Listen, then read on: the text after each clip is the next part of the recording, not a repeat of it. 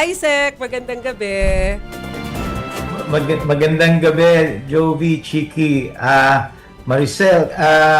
Long time no see, Maricel. Oo nga parang magkasama lang kami ni Sec kanina Good evening, Sec. sa briefing. Good evening, Sec! good evening. Thank you for having me. Opo, thank you for joining us, sir. Sir, first question, ano po ba ang kaibahan nitong DPWH Transparency Portal doon sa existing na natin na sumbong sa Pangulo? Yeah. Kasi base doon sa paliwanag ni Presidente kanina, parang hawig pinapakita rin yung mga information about infrastructures. Tama, Maricel. Hawig siya, maraming pagkakahawig do sa isumbong mo sa Pangulo website, pero mas expanded ito ngayon, ano? If I may say so, para siyang isumbong sa Pangulo website 2.0, no? Ito isang DPWH Transparency Portal, so ibig sabihin hindi lang tayo limitado sa flood control projects, no? So karamihan, lahat halos ng proyekto andyan na, lahat ng proyekto ng DPWH madali na nating i-search, and siguro contrary to the initial belief na medyo nakaka-intimidate nga, napaka-user-friendly nung portal. No? Madaling mag-search sa search bar, i-type mo lang kung ano yung proyektong gusto mong hanapin. Lalabas na lahat ng detalye doon, ano? So, from sino yung implementing agency, sino ang contractor, to the amount of the project, yung status ng project. Kumpleto doon. At napaka-user-friendly pag ninavigate nyo yung portal, which I just did, no? After i-launch ng Pangulo, I tried it myself. Napaka-user-friendly, no? So, I encourage the people to make full use of this portal para masubaybayan yung mga proyekto nyo on the ground, yung proyekto dyan sa komunidad nyo, at mag-report kung tingin nyo talagang may katiwalian doon sa mga proyekto na yon. Gamitin natin itong portal na to para mag-report. So pwede yun ang purpose ng transparency. Po, sinabi niyo po, Sec, no, na parang sumbong sa Pangulo 2.0, pwede rin mag-report dito, pero Yes. it will run alongside dun sa sumbong sa Pangulo website, or eventually madidissolve na itong sumbong sa Pangulo website? Eventually mag-fade out na yung isumbong sa Pangulo, no? Pag hindi na tayo nakakatanggap ng reports diyan at na-turn over na natin sa ICI yung karamihan ng report, naturally mawawala na yung ano. And we encourage the people nga na gamitin itong transparency portal para mag-monitor ng kanilang mga proyekto sa kanilang komunidad, at mag-report din ng mga tingin nilang substandard projects at mga ghost projects, no? Pero sir, yung sumbong sa Pangulo kasi, direkta sa Office of the President, hindi po ba? Nakikita mismo ni BBM. Ito pong transparency portal, sino po ang may hawak nito? DPWH yan, no? At ito, tinatag ito sa pagtutulungan ng iba-ibang ahensya, kasama na dyan yung DICT, no? And of course, meron din visibility ang Office of the President dito sa portal na ito. Okay. Pwede bang maiba ko, Sec Dave? Hindi pwede, Jovi. Hi, Sec Dave. Hindi, Long time no see, long Jovi. time no see, Sec Dave. Thank you for joining STL.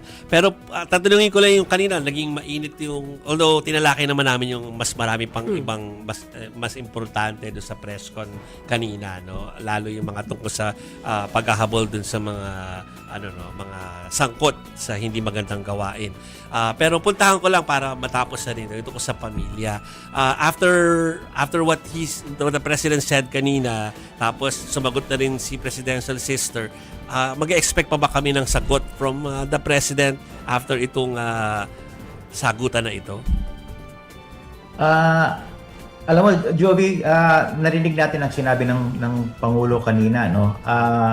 Ako, ginagalang ko kasi yung privacy ng ating Pangulo at ng kanyang pamilya. Ayoko nang palawakin pa yung usapin nito, at hanggang doon na lang ako sa sinabi ng Pangulo kanina. Pero sir, eto natanong ko rin kay Sec kanina nung magkita kami. Pero uulitin ko na rin. Kami naman ay hindi narinig Hindi niya kanina naman narinig Oo. Na parang Okay. ano po bang ibig sabihin ni Presidente? Paano ba namin dapat i-interpret yung pahayag ni PBBM kanina tungkol sa kanyang kapatid na hindi siya yun hindi siya yung nakikita natin sa TV, and I hope she feels better or she gets better. Ano po bang ibig sabihin ng Pangulo doon? Oh, well, salamat doon sa pag-ulit ng tanong mo, Maricel. Ulitin ko rin yung aking kasagutan. Sabi ko nga, ayoko ng palawakit ng usapin na to. Hindi ako magdadagdag ng personal kong spekulasyon. Hindi ako magdadagdag ng personal kong interpretation sa sinabi ng Pangulo. Hahayaan ko na lang doon sa sinabi ng Pangulo. I have so much respect for the President, his privacy and the privacy of his family. So I will leave it at that. I'm really sorry. I will not Okay. say any further. So, hindi na namin masyadong kukulitin si Sec Dave tungkol doon sa sinabi tungkol sa pamilya. Pero, kasi nga sabi ko, before kayo in-intro ni Mase, nagpo-promote na kami ng coverage namin this Sunday, ano. So, dalawa kasi yung grupo at dalawa yung adikain nila, no. So, yung isa naman ang gusto nila yung transparency at ipakulong ang dapat makulong. Accountability, Yung nasa EDSA, no. Pero yung isa gusto nila talaga Iba. ng resign all. Of course, may mga usap-usapan tuloy dyan ng mga junta at saka yung RevGov. Ano, papaano ba ito tinatanggap ng Malacanang? Dahil alam natin na may succession at saka merong constitutional way of dealing with things. Ano? Pero ano reaction muna ng palasyo tungkol doon sa hiling ng isang kampo? Anong kampo? Yung gusto nila Military ng resign all tsaka papalitan sila. Well, unang-una, you correctly pointed out, Joby, na there are constitutional process and we have institutions in place.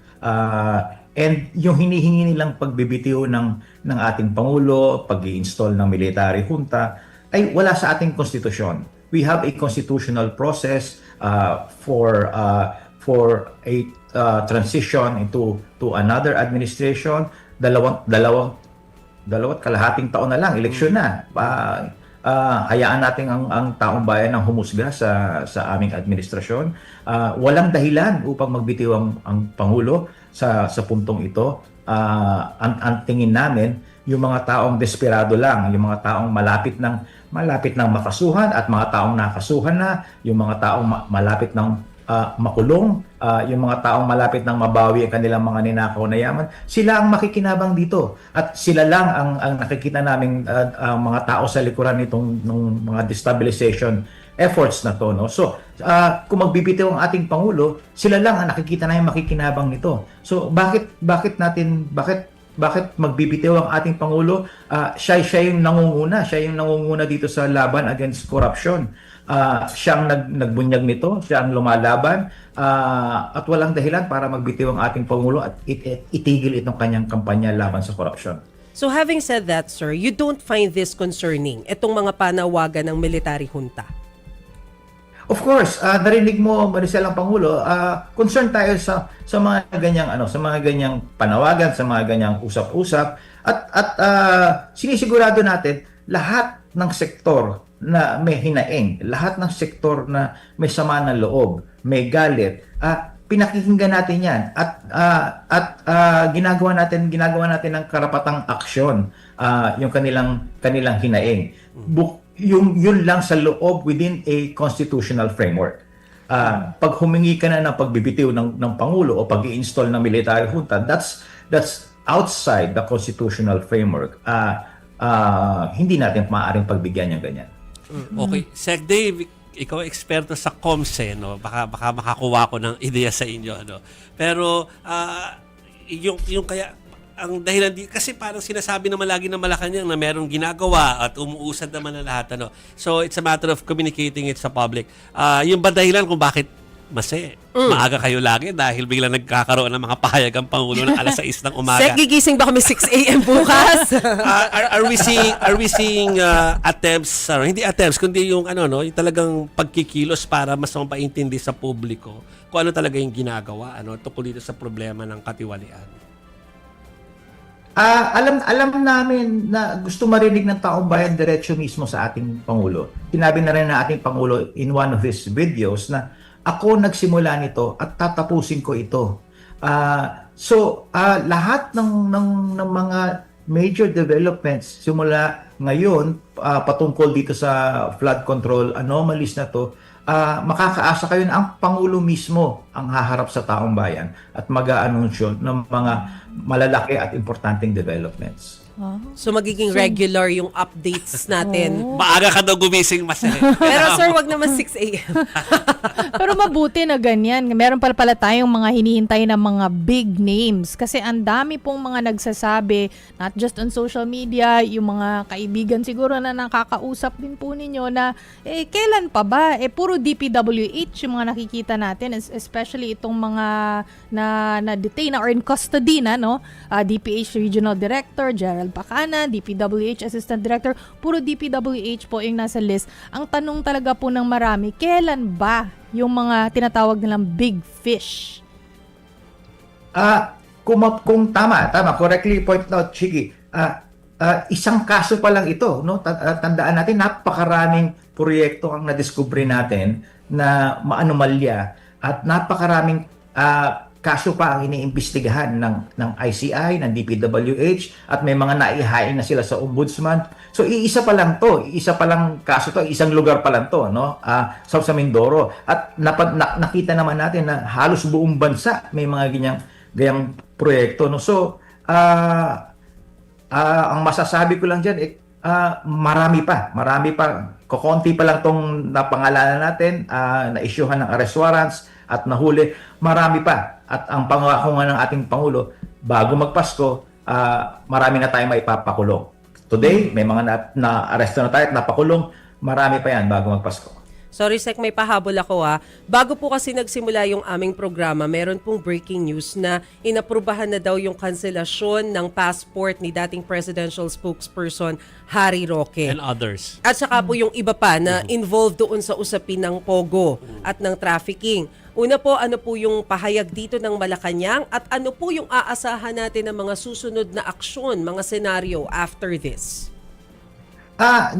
This is all part of the judicial process, no, Maricel, as we know. Nasa labas ng bansa yung mga tinatawag natin ngayong mga fugitives from justice. Kaya this is part of the natural process to bring them back home and face the charges against them. No? So yung pagkansela ng kanilang passport ay parte ng kapangyarihan ng Estado at part of the judicial process para masiguradong makauwi sila to face the charges back in the country. Sir, how do we plan to bring them home?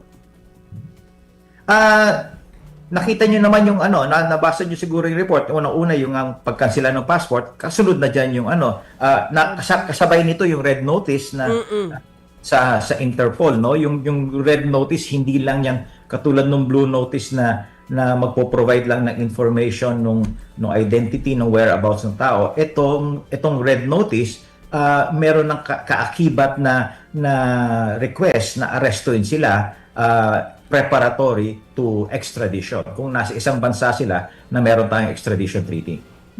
So kumbaga, kinansela lang yung passport para hindi sila makagalaw, makapunta sa ibang mga bansa. Pero dahil may red notice, pwede na silang diretsong arestuhin. Correct. Okay. Okay. Ay, bago tayo umalis, kakamusta ko lang. Malapit na mag 6-month anniversary si Sec Dave sa opisina. Kamusta ka dyan, Sec Dave? Okay pa? 5 months, Jovi. 5 months, yeah. And it feels like 5 years. Okay, Maricel. Alam ni Masaya. Pero kita-kits siya sa labas, sa Sec Dave. Thank you for joining us. Salamat, Maraming Sek. salamat. Maraming salamat. Thank you very much. Salamat po. Thank